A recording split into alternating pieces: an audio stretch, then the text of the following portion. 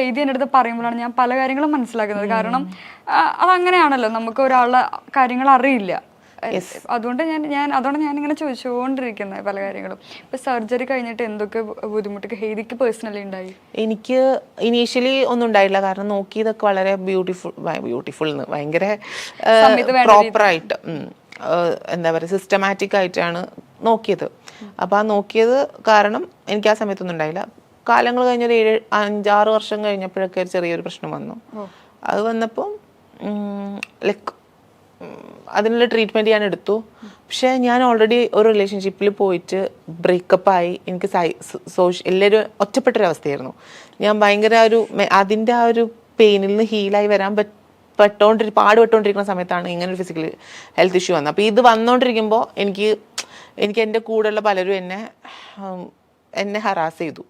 നീ ഇതെന്തിനാണ് ഇത് പുറത്ത് പറയുന്നത്, എന്തിനാണ് ഇത് പറയുന്നത്, എന്തിനാണെന്നൊക്കെ എൻ്റെ അടുത്ത് പറഞ്ഞു. അപ്പം ഞാൻ മനസ്സിലാക്കി, ആൾക്കാർക്ക് മറ്റുള്ളവരുടെ പെയിനെ മനസ്സിലാക്കാനുള്ള ഒരു സെൻസൊക്കെ കുറവാണ്. അപ്പോൾ ഇപ്പം ഞാൻ റിയലൈസ് ചെയ്യുന്നു എന്തുകൊണ്ടായിരിക്കും മുന്നേ കൊഴിഞ്ഞു പോയവരുടെ പെയിൻ എത്രത്തോളം ഉണ്ടെന്ന് മനസ്സിലാക്കാൻ പറ്റും. കാരണം ഇത് പുറത്ത് പറയുമ്പം കിട്ടുന്ന റെസ്പോൺസ് ഇങ്ങനെയായിരുന്നു. അപ്പോൾ അതൊക്കെ ഒരു പ്രശ്നം തന്നെയായിരുന്നു. അപ്പോൾ അതിൽ നിന്ന് ഓവർകം ചെയ്ത് വന്നു. ശരിക്കും അതന്ന് തുറന്ന് പറഞ്ഞതുകൊണ്ട് കുറേ പൊങ്കാല നേരിടേണ്ടി വന്നിട്ടുണ്ട്. ബട്ട് അത് ഞാൻ പറഞ്ഞത് വേറെ സെൻസിൽ അത് പറയണമെന്ന് തോന്നിയതുകൊണ്ടാണ് പറഞ്ഞത്. കാരണം അശാസ്ത്രീയമായിട്ട് ഇന്നും സർജറീസ് നടക്കുന്നുണ്ട്. ഞാൻ സർജറി ചെയ്ത സ്ഥലത്ത് 2-3 തവണ അവിടെ പൂട്ടിയിട്ടുണ്ടായിരുന്നു, സർജറി ചെയ്യുന്ന പൂട്ടി. ആ നേഴ്സ് പ്രൈവറ്റ് ആയിട്ട് ഓരോരോ വീടുകളിൽ പോയിട്ട് ഇത് ചെയ്തു കൊടുക്കുന്നുണ്ട്. എനിക്ക് പേഴ്സണലി പ്രശ്നം ഉണ്ടായിട്ടില്ല. പക്ഷെ ഇപ്പോഴും അഡ്വാൻസ്ഡ് ആയിട്ടുള്ള സർജറീസ് നമുക്ക് അവൈലബിൾ ആയിരിക്കവേ ഇത് ചെയ്യുന്നത് ഓഫ് കോഴ്സ് അത് തെറ്റാണ്. അത്ര ഞാൻ പറയുന്നുള്ളൂ. അപ്പം അത് അങ്ങനെയുള്ളത് നടക്കുന്നത് പോകരുത് എന്നേ ഞാൻ ഉദ്ദേശിച്ചുള്ളൂ. എന്ന് വെച്ചാൽ എനിക്ക് അത്രയും ബുദ്ധിമുട്ടാണെന്നുള്ള ഇതിലല്ല. പിന്നെ ഓരോ രീതിയിൽ നമ്മൾ പെയിൻ ആണെന്ന് പറയുമ്പോൾ പരിഹാസങ്ങൾ നേരിടുക, നിങ്ങൾ തന്നെത്താനെ പോയി ചെയ്തിട്ട് അനുഭവിച്ചതല്ലേന്ന്. അത് മുഖമില്ലാത്ത ഫേക്ക് ഐഡികളിൽ നിന്ന് വരുന്ന കമൻസ് ആണെങ്കിൽ നമുക്ക് വിഷമില്ല, അത് നമുക്ക് ഇഗ്നോർ ചെയ്യാൻ പറ്റും. പേഴ്സണലി നമ്മളെ അറിയുന്ന ആൾക്കാർ വന്ന് മുഖത്ത് പരിഹാസത്തോടുകൂടി ചോദിക്കുമ്പോൾ അത് എഫക്റ്റ് ചെയ്യും. അതാണ് അങ്ങനെ ഒരു ക്രൈസിസ് എനിക്ക് സംഭവിച്ചിട്ടുണ്ട്. ഇനി നമ്മൾ എന്തെങ്കിലും മെഡിസിൻസോ അങ്ങനെ എന്തെങ്കിലും എടുക്കേണ്ടതുണ്ടോ ഇതിൽ? നമ്മൾ സർജറി കഴിഞ്ഞാൽ നമ്മൾ ഫസ്റ്റ് ഓഫ് ഓൾ നമ്മൾ ട്രാൻസിഷൻ സ്റ്റാർട്ട് ചെയ്യുമ്പോൾ നമ്മളൊരു എൻഡോക്രൈനോളജിസ്റ്റിനെ കാണണം. അതിന് മുന്നായിട്ട് സൈക്കോളജിസ്റ്റിനെയും സൈക്കാട്രിസ്റ്റിനെയും ലെറ്റർ നമുക്ക് വേണം. അപ്പോൾ അതിൻ്റെ സെഷൻസ് അറ്റൻഡ് ചെയ്യണം. അവരുടെ അപ്രൂവൽ കിട്ടിക്കഴിഞ്ഞാലാണ് എൻഡോക്രൈനോളജിസ്റ്റിൻ്റെ അടുത്തേക്ക് കൺസൾട്ട് ചെയ്ത് പോകാൻ പറ്റുള്ളൂ. എൻഡോക്രൈനോളജിസ്റ്റ് നമുക്ക് ബ്ലഡ് ടെസ്റ്റ് ഒക്കെ നടത്തിയിട്ട് നമ്മുടെ ബോഡി എത്രത്തോളം ഓക്കെ ആണ് ട്രാൻസിഷൻ എന്ന് നോക്കിയതിന് ശേഷം ഹോർമോൺസ് സജസ്റ്റ് ചെയ്ത് തരും. ഹോർമോൺസ് സജസ്റ്റ് ചെയ്തിട്ട് ഹോർമോൺസ് നമ്മുടെ ഓരോ 3 മാസത്തിലും ഹോർമോൺസ് ലെവൽ ചെക്ക് ചെയ്തിട്ട് അതിന് ഹോർമോൺസ് എടുത്തുകൊണ്ടിരിക്കണം. കാരണം നമ്മൾ ട്രാൻസിഷൻ നടത്തുകയാണ്.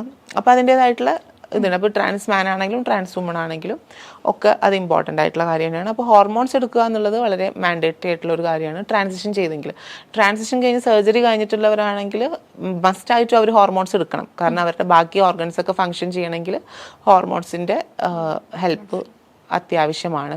ഹെയ്ദി ചെയ്തിരുന്ന സമയത്ത് ഹോർമോൺസ് ഒക്കെ എടുത്തിട്ടുണ്ടായിരുന്നു? ഇല്ല, എനിക്ക് അങ്ങനെ സൈക്കോളജി ഒന്നുമില്ല. എനിക്ക് ഓർമ്മയുണ്ട്, ഞാനിങ്ങനെ തുള്ളി കളിച്ച് രാവിലെ ഹോസ്പിറ്റലിൽ പോയി ഡോക്ടറെ അടുത്ത് പോയിട്ട് സംസാരിക്കുമ്പോൾ ഡോക്ടർ പറഞ്ഞു നോട്ടറി അഡ്വക്കേറ്റിൻ്റെ അടുത്ത് പോയിട്ട് നോട്ടറി കളക്ട് ചെയ്തിട്ട് വരണം. ഞാൻ അവിടെ പോയി ആദ്യം ടെസ്റ്റ് ചെയ്യും. വേറെ ബ്ലഡ് ടെസ്റ്റ് ഒന്നുമില്ല അവിടെ, മറ്റേ എലീസ ടെസ്റ്റ് മാത്രം ചെയ്തിട്ട് നോക്കും. അത് നെഗറ്റീവ് ആണെങ്കിൽ നമ്മൾ പോയിട്ട് നോട്ടറി മേടിച്ച് കൊണ്ടുവന്നിട്ട് ഇവിടെ കൊടുക്കുന്നു, പേയ്മെൻറ്റ് അടക്കുന്നു. ഒക്കെ ഈ ഒരു സ്പേസിലുള്ള, ഈ ഒരു കാണുന്ന സ്റ്റുഡിയോയുടെ സ്പേസിലുള്ള ഒരു ഹോസ്പിറ്റൽ, ഒരു ക്ലിനിക്കിലാണ് നടക്കുന്നത്. ഞാൻ സീരിയൽ അന്ന് പണ്ട് പവിത്രഷ്ട എന്നൊക്കെ പറഞ്ഞിട്ട് സീരിയൽ ഉണ്ടായിരുന്നു. ആ സീരിയലിലെ കഥ ZTV അപ്പം ആ സീരിയലിലെ കഥയും പറഞ്ഞിട്ട് ഞാൻ ഡോക്ടറിൻ്റെ അടുത്ത് സർജറി ചെയ്തത്. അപ്പം കുറേയൊക്കെ കഴിഞ്ഞപ്പോൾ ഇത് കഴിയുന്നില്ല. സീരിയലിൽ തുടക്കം മുതൽ അവസാനം വരെ കഴിഞ്ഞു. ഇനി നാളത്തെ എപ്പിസോഡ് എന്താണെന്ന് അറിയില്ല. എന്നിട്ട് നിർത്തുന്ന സമയത്ത് ഇത് കഴിഞ്ഞിട്ടില്ല. അപ്പം ഞാൻ പറഞ്ഞു, ഡോക്ടർ നേഴ്സെ കഴിഞ്ഞിട്ടില്ലെങ്കിൽ ശരി, ഞാൻ വീട്ടിൽ പോട്ടെ, നിങ്ങൾ പൈസയൊക്കെ നിങ്ങൾ എടുത്തോ എന്നൊക്കെ പറഞ്ഞ്. നമുക്ക് അതിനത്ര ബുദ്ധിയല്ലേ ഉള്ളൂ, അറിയില്ലല്ലോ. എന്നിട്ട് അവിടെ ഇല്ല കഴിഞ്ഞു നീ ബാക്കി അടുത്ത സീരിയലിലെ കഥ പറയാന്ന് പറഞ്ഞു. അപ്പോൾ ഡോക്ടർ അടുത്ത ടോപ്പിക്ക് ചോദിക്കും. അപ്പം ഞാനിങ്ങനെ വളവള സംസാരിക്കുന്ന കാരണം അന്ന് അത്രയല്ലേ ഉള്ളൂ. നമുക്ക് പെയിൻ ഒന്നും അറിഞ്ഞിരുന്നില്ല നടന്നുകൊണ്ടിരിക്കുന്ന സമയത്ത്. പെയിനിലുപരി പ്ലഷറാണല്ലോ മനസ്സിന്. സമാധാനം കഴിഞ്ഞു, എല്ലാ ബുദ്ധിമുട്ടും കഴിഞ്ഞു എന്നുള്ളൊരു ചിന്തയായിരുന്നു.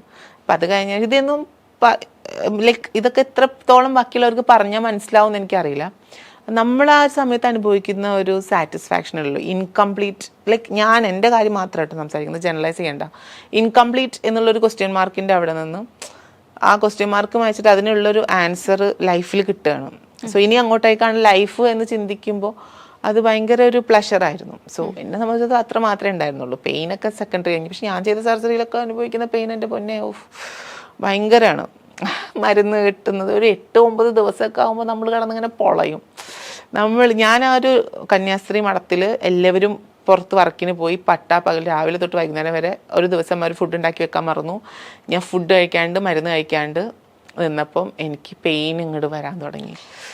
എനിക്ക് എണീക്കാൻ പറ്റുന്നില്ല. 21 ദിവസം യൂറിൻ ട്യൂബ് ഉണ്ട്. ഈ ട്യൂബും വെച്ച് എഴുന്നേക്കാൻ പറ്റുന്നില്ല, ബാത്റൂമിൽ പോകാൻ പറ്റുന്നില്ല, ഒന്നും ചെയ്യാൻ പറ്റുന്നില്ല.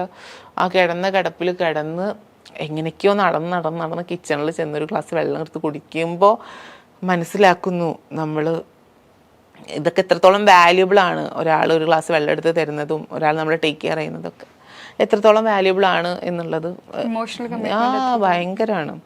സോ അതൊക്കെ ഭയങ്കര പെയിൻഫുൾ ആയിരുന്നു. കേട്ടിട്ടില്ല ലവ് കൊണ്ട് എന്താണ് ഒരാളുടെ എല്ലാം മാറ്റാൻ പറ്റുന്ന എല്ലാം മാറ്റാൻ പറ്റും. ആ ലവ് കൊണ്ട് എല്ലാം നശിപ്പിക്കാനും പറ്റും.